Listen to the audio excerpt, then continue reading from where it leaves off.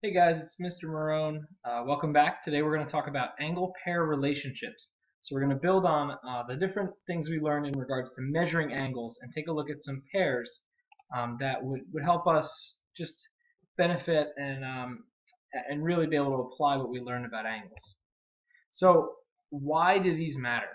They can help us identify special relationships within geometry, and we can use these angle pair relationships to solve for missing angles. Once we get to that in a little bit, there's going to be 4 angle pairs that we're going to look at today. And one big key that may sound silly to say is that when we mention them as pairs, that means that there have to be 2. We can't just name a single angle. It's always going to be in pairs of 2. So the first one we're going to do is what are called adjacent angles. So adjacent angles are angles that are next to each other. Okay, so think of standing right next to someone, you would be considered adjacent to them.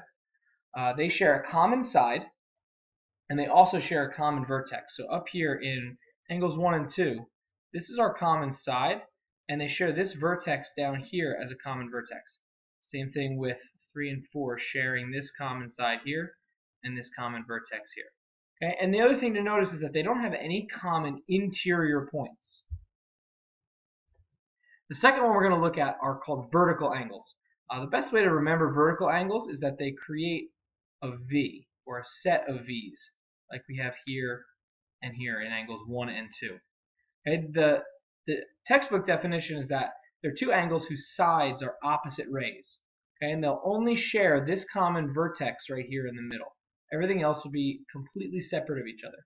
And as we get going and start calculating, the one thing to note is that vertical angles will always be congruent. So this angle and this angle will always be congruent, and then angles 3 and 4 will always be congruent. So we'll note that with 2 arcs in there.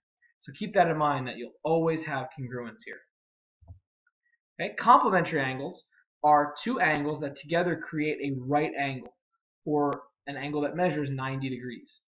And one thing to note about these is that they can be adjacent. These are adjacent right here, meaning they share this common side and they're sitting right next to each other. They have a common vertex. But over here, if we look, 47 plus 43 does give me 90 degrees, but they're not adjacent. They don't share anything, yet they're still a set of complementary angles. So keep that in mind. The same goes for supplementary angles. These are 2 angles together that create a straight angle, or a 180-degree angle.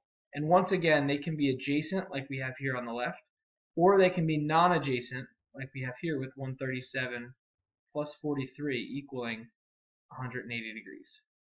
Okay, so keep that in mind, that they can be adjacent, but they can also be non-adjacent. So when we use angle pairs, let's see if we can figure this out from the diagram. So the first question is about BFD, which is this angle right here, and angle CFD, which is this angle right here. And they're asking if they're adjacent angles, which would mean that they have no common interior space. Looking at angle BFD right here, you can see that all of this space where ray FC runs through is shared space between the 2 of them. So no, these are not going to be adjacent angles. Okay. The next question asks if angle AFB, which is this angle right here, is vertical with EFD. Okay, so as you can see, they only share this vertex F, and they create opposite ray this way, but this is not an opposite ray. It's not creating a straight line. So once again, we would say no, these are not vertical angles. And finally, it asks if angle AFE, right here, and angle BFC are complementary angles, meaning they would equal 90 degrees. If we do 62 plus 28, we get 0, carry the 1, and we do get 90 degrees. So yes, those are in fact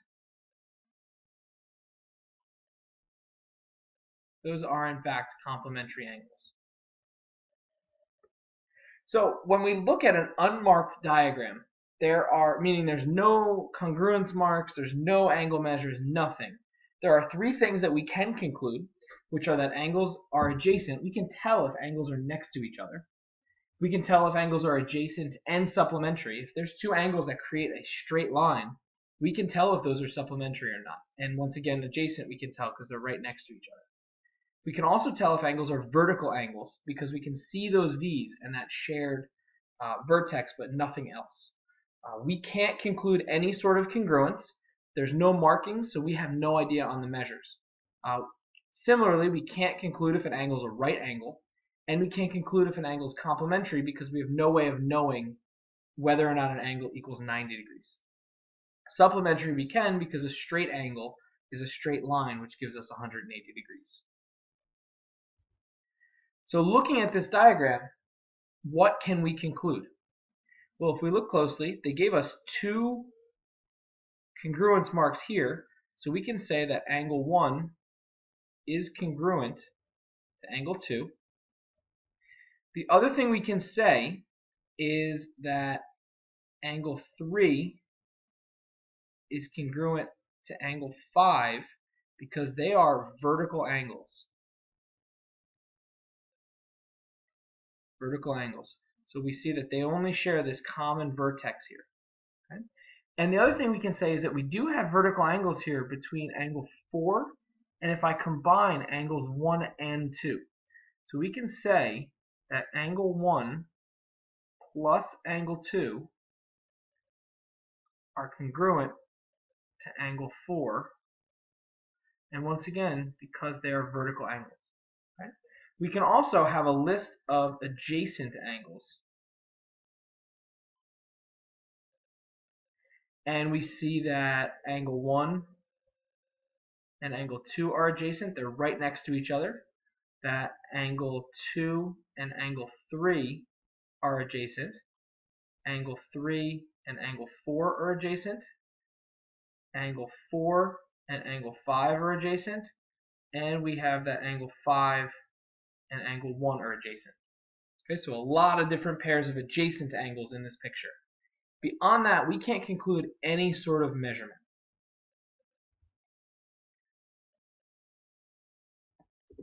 So what I'm going to do is leave this with you. I want you to name all the vertical angles, every one that you see. Remember that inside of here, we're going to have to use 3 letters to name that angle because angle F is shared by all 4 of those points. Same thing down here with angle D and up here with angle A. So keep that in mind, and I challenge you to try to list all of these out, and we will talk about this tomorrow in class. That's all. Have a great day.